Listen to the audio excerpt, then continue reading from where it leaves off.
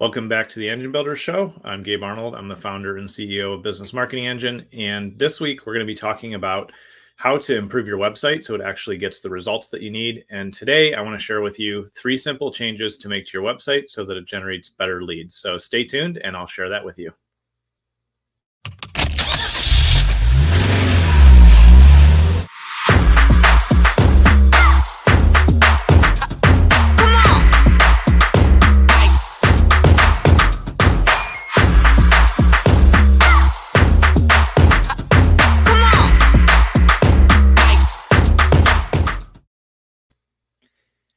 So one of the things that is really important as we grow our businesses, we want to do more marketing. We want to attract the right people and have the right new prospects contact us and become leads in our marketing system, is to make sure that our website is really set up in an effective manner. And one of the first things, this is actually a bonus, not the main 3 that I'm going to share with you today, but one of the first things to look at is to make sure that your site works really, really well on mobile devices and tablet devices. And then third and finally, on a desktop view. Oftentimes we forget that in almost all industries these days, the majority of your traffic is going to come from mobile, from a smartphone or a tablet or some other device. And so it's really important that you regularly, not just once, you test your website, make sure that it works really well on mobile.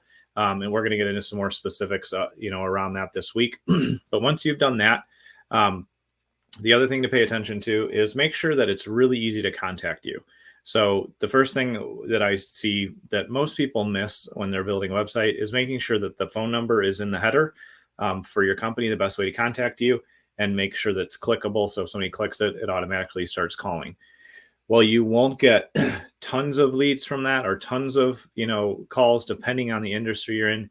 You always want to make the simple, fast path to call there, and then obviously make sure that there's going to be a way that somebody's going to pick up that call, or you can leave a message and call people right back. So making contact information really simple is key.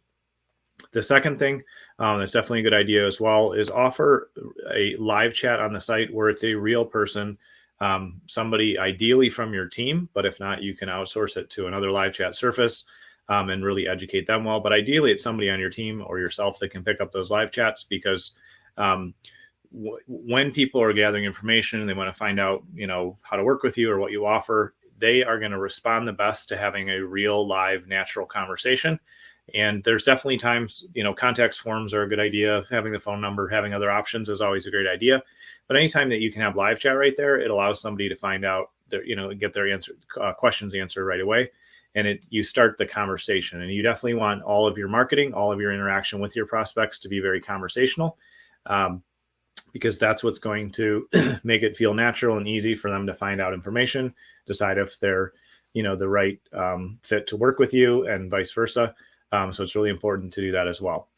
The third thing to really pay attention to on your site is make sure that you have a compelling, and simple next step that will get people's contact information and get them on your email list, and truly deliver value in that. So one of the things, there's many different ways to do this, but on some sites I've seen and some of our clients we've worked with, they'll give away an exclusive interview or training for free, and people can just opt in to receive that. Other great examples, and this is one that I've actually realized that I have not done as clearly as I'd like to, and something so that we're going to improve on our own sites, but have a pricing tab there. And you can share as much information you can about the pricing and how your services work, because if you don't disclose that up front, then people aren't sure if you're too expensive, to work with. They're not sure if you're too cheap. They just don't have any context. And end of the day, everyone is going to need, what's the investment look like? What does the pricing look like? And so you can have a pricing page that you can go a couple routes with it. You can either explain how you come up with your pricing, what the ranges are, and say, generally speaking, in most cases, you'll say like, I can't give you exact pricing on this, but this is the range, or this is how things work. And that way you can educate them more. Or you can say, fill out this form and I'll instantly send you pricing. And you can have an email or text message notification that goes back and gives that information and says, here's the range of our services. What are you looking for? And you can, again, start that conversation. So we need to think through on our website when we're creating that opportunity for people to give us their contact information. how can we answer the questions they have? How can we serve them at the highest level? How can we figure out how to communicate as much information as possible so that we're really serving them and helping them make the best decision?